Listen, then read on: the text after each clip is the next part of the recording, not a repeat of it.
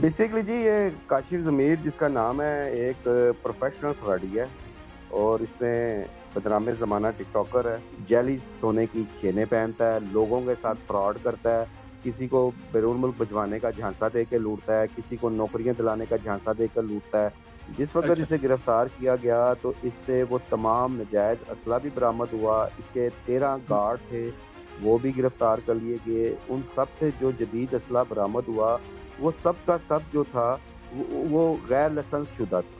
कि इसने बहुत सारे गरीब लोगों को भी लूटने से परहेज़ नहीं किया। सिर्फ़ ये शशकियत दिखाता है, इसके पास जो गाड़ियाँ हैं वो इसने रेंट पे ली हुई हैं और आला शख्सियात के साथ तस्वीर बना के, वीडियोज़ बना के उनको हुँ। बेचता है ये, कि जी मैं सलमान खान को पाकिस्तान बुला रहा हूँ, कभी कहता है मैं संजय दत्त को बुला रहा हूँ, कभी कहता है मैं कटरीना कैफ को बुला रहा हूँ और पिछले कई साल से ये चूरन बेच रहा है।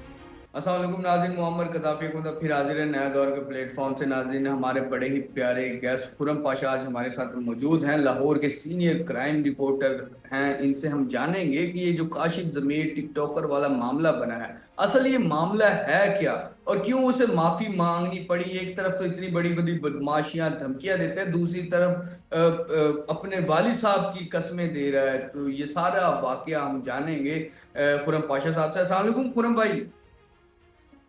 जी भाईजान। पूनम भाई, क्या ये मामला है काशिफ जमीर वाला? बेसिकली जी ये काशिफ ज़मीर जिसका नाम है एक प्रोफेशनल खिलाड़ी है और इसने बदनाम ज़माना टिकटॉकर है। इसने शोहरत हासिल की थी ये जाली सोने की चेनें पहन के। हम्म। इसके खिलाफ मुतअद्दिद मुकदमात दर्ज हैं जिसमें एक बड़ी तादाद फ्रॉड के मुकदमात की है। तो पिछले दिनों हुआ यूं कि एक लाहौर में इसकी खाला का रस्म चलन थी। तो वहां हम्म। पर इसने बड़ा एक ये शोबदाबाजी बहुत करता है, दिखावा बहुत करता है। हम्म। तो वहाँ इसके साथ एक गन मैनों की पूरी एक फौज थी जो जदीद असले से लेस थे और ये उनके साथ इसकी बहुत सारी वीडियोस बनी और वो वीडियोस बाद में सोशल मीडिया पर वायरल हो गई। जिस हम्म। वक़्त वो वीडियोस वायरल हुई तो उस पे मैंने भी आवाज़ बुलंद की, हमारे दीगर साथियों ने भी आवाज़ बुलंद की कि जब मुहर्रम उल हराम है और इसमें वैसे भी दफ़ा 144 का नफाज़ होता है और एक और चीज़ आपके इल्म में होगी कि वज़ीर आला पंजाब मरियम नवाज़ साहिबा की तरफ से असला की नुमाइश और वीगो डाला कल्चर के हवाले से बड़ी सख्त पॉलिसी बनाई हम्म। गई, सख्त अहकामात लाहौर पुलिस को भी हैं बल्कि पूरी पंजाब पुलिस को हैं कि ये वीगो डाला कल्चर और असला की नुमाइश किसी तौर पर भी बर्दाश्त नहीं है। इस हवाले हम्म। से पुलिस ने ज़ीरो टॉलरेंस पॉलिसी इख्तियार की हुई है। सो जिस वक़्त वो वीडियोज़ वायरल होती हैं, तो उसके बाद सीसीडी पुलिस जो है, वो मुतहर्रिक हो जाती है। इसमें जो एडिशनल आईजी हैं, सुहेल ज़फ़र चड्ढा सीसीडी के, उन्होंने एसपी सीसीडी आफ़ताब फुलरवान को हिदायत की कि इसके खिलाफ फौरी कार्रवाई की जाए। आफ़ताब फुलरवान की तरफ से DSP CCD Iqbal town Mohammad Ali Bhatt और उनकी टीम को फौरी तौर पे कार्रवाई करने का हुक्मनामा मिला और हम्म। डीएसपी जो सीसीडी हैं मोहम्मद अली भट्ट उनकी क़यादत में पुलिस की हम्म। नफरी ने इसे गिरफ्तार कर लिया। जिस वक़्त अच्छा। इसे गिरफ्तार किया गया तो इससे वो तमाम नाजायज़ असला भी बरामद हुआ, इसके 13 हम्म। गार्ड थे, वो भी गिरफ्तार कर लिए गए। उन सब से जो जदीद असला बरामद हुआ, वो सब का सब जो था वो गैर लाइसेंस शुदा था। अच्छा। और फिर इसकी वो जाली सोने की चेनें भी पुलिस ने एक बार फिर बरामद की। जिस तरह आज से 3 साल पहले भी जब ये गिरफ्तार हुआ था, उस वक़्त हम्म। भी इससे एक भारी मकदार में चेनें बरामद हुई थी, घड़ियाँ बरामद हुई थी और जब पुलिस की कस्टडी में वो चीज़ें आईं तो पता हम्म। लगा वो सब जाली सोना है। तो ये सूरत-हाल हुई है। इसके बाद इसके और उसके गार्ड्स के खिलाफ थाना सीसीडी 3 में 2 मुकदमात दर्ज किए गए और फिर इसको हम्म। जुडिशियल रिमांड पर जेल भेज दिया गया। ये है इसकी अब तक की सूरत-हाल।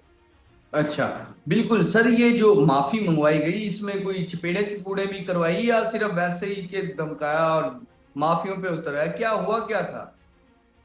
अच्छा, वो जो अभी आप धमकियों वाला मामला ज़िक्र कर रहे हैं, वो इसका एक पुराना शेवा है, शोबदाबाज़ है, रंगबाज़ है और इसमें इसने कुछ दिन पहले भी एक वीडियो इंटरव्यूज़ में और कुछ वीडियोज़ बनाई थी। उसमें बड़ा ये गैर अखलाकी गुफ्तगू कर रहा है साथियों के बारे हम्म। में। بڑی بدتمیزی کا مظاہرہ کر رہا ہے، ان کو دھمکیاں دے رہا ہے، تو وہ ایک علیحدہ میٹر تھا.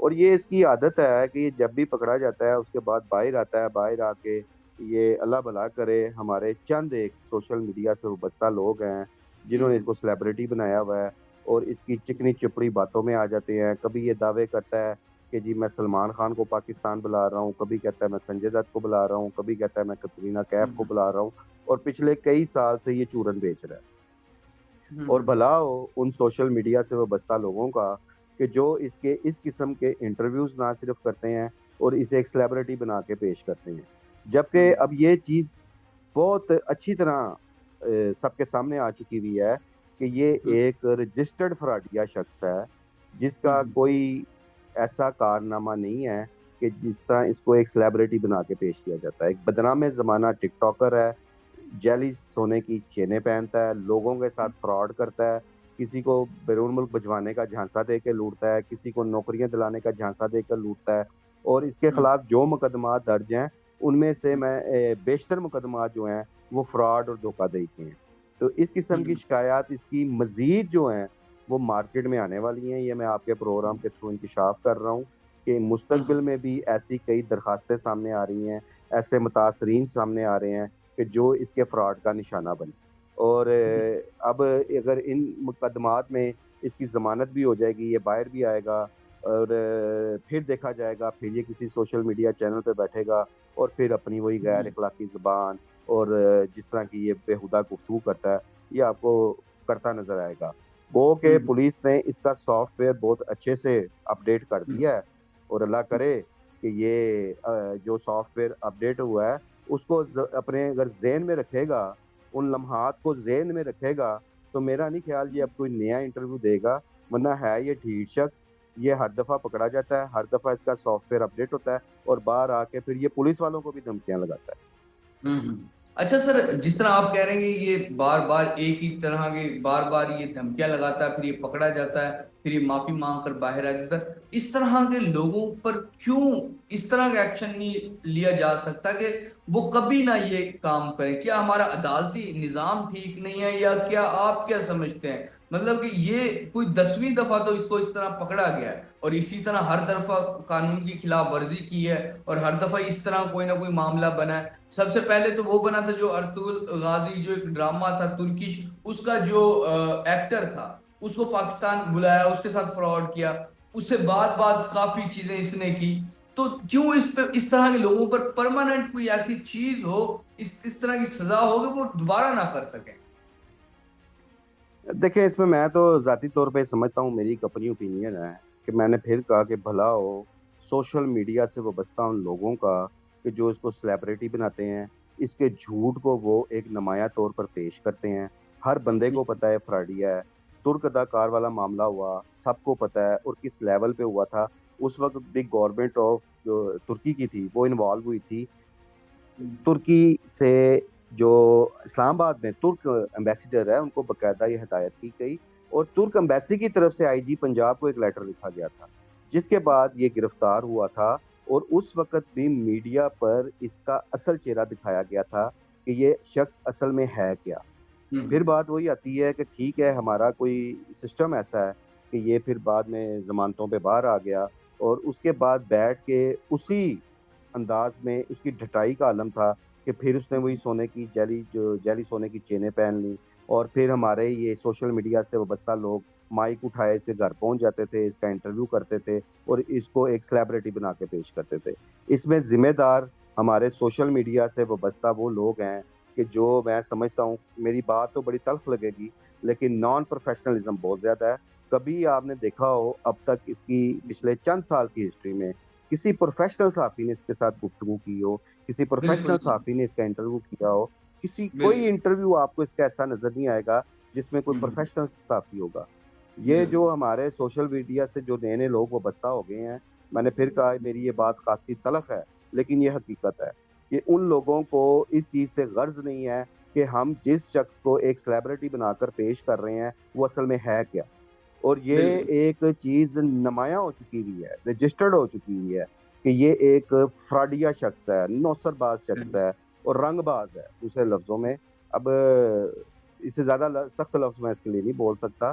اور ہوں، ایک اور چیز میں آپ کو بتاؤں کہ بہت جی سارے جی ایسے متاثرین سامنے آ چکے ہیں اور وہ آپ کو نظر بھی آئیں گے کہ اس نے بہت سارے غریب لوگوں کو بھی لوٹنے سے پرہیز نہیں کیا. صرف یہ ششکے دکھاتا ہے. اس کے پاس جو گاڑیاں ہیں وہ اس نے رینٹ پہ لی ہوئی ہیں اور اعلیٰ شخصیات کے ساتھ تصاویر بنا کے ویڈیوز بنا کے ان کو بیچتا ہے. یہ لوگوں کو دکھاتا ہے. کبھی یہ کہتا ہے جی میرا فلاں سے تعلق ہے, فلاں سے, میں نام نہیں لوں گا, سب کو پتہ ہے, اور ہاں بالکل ویڈیوز جو ہیں موجود ہیں. وہ تصاویر اور ویڈیوز دکھا کے لوگوں کو متاثر کرتا ہے, پھر ان کو لوٹتا ہے کہ میں آپ کا یہ کام کرا دوں گا. اور اس میں کئی ایسے نوجوان اس کا فراڈ کا شکار ہوئے ہیں جو اپنا سنہری مستقبل کے خواب سے جائے باہر جانا چاہتے ہیں. اور بالکل اس حوالے سے ایک کراچی میں بھی FIA کراچی میں بھی اس کے خلاف ایک درخواست جو ہے جا چکی ہے. وہاں بھی اس ہوں، نے ایک لڑکے کے ساتھ 19.5 لاکھ روپے کا فراڈ کیا ہے. وہ بھی ابھی درخواست FIA میں چلی گئی ہوئی ہے اور اس پہ انکوائریز کی جائے. تو اس طرح کے متعدد واقعات ہیں. لیکن پھر بھی ابھی بھی آپ دیکھیے گا, یہ جب باہر آئے گا, میں نے کہا کہ اگر یہ جس لمحات میں اس کا سافٹ ویئر اپڈیٹ کیا گیا, اگر وہ لمحات اپنے ذہن میں رکھے, اپنے ان لمحات کو سوچے, ہوں، تو اس کو تو کیمرے کے سامنے آنا نہیں چاہیے. بالکل لیکن ماضی میں بھی اس کا سافٹ ویئر اپڈیٹ ہوا تھا, یہ پھر ہوں، کیمرے کے آگے بیٹھ گیا تھا. آ کے پھر یہ فضول بکواسیں کرتا ہے, بدتمیزی کرتا ہے, غیر اخلاقی الفاظ یوز کرتا ہے, اور وہ اس بالکل نے اپنا شیوا بنایا ہوا ہے. بالکل بالکل جی. ناظرین, جس طرح کے کاشف ضمیر کے حوالے سے خرم پاشا صاحب نے بتایا کہ وہ کس طرح بڑا فراڈیا ہے اور کس طرح کی حرکتیں کرتا ہے, اور جو ہمارے سوشل میڈیا صارفین ہیں ان کو چاہیے کہ وہ اپنا یوزر جو استعمال کرتے ہیں وہ بہتر کام کے لیے کریں, اس طرح کے فراڈیوں کو مزید بوم نہ دیں تاکہ وہ سوسائٹی میں اتنا گند نہ پھیلا سکیں. فی الحال کے لیے ناظرین, نیا دور سے محمد قذافی اور خرم پاشا کو اجازت دیجیے. خدا حافظ.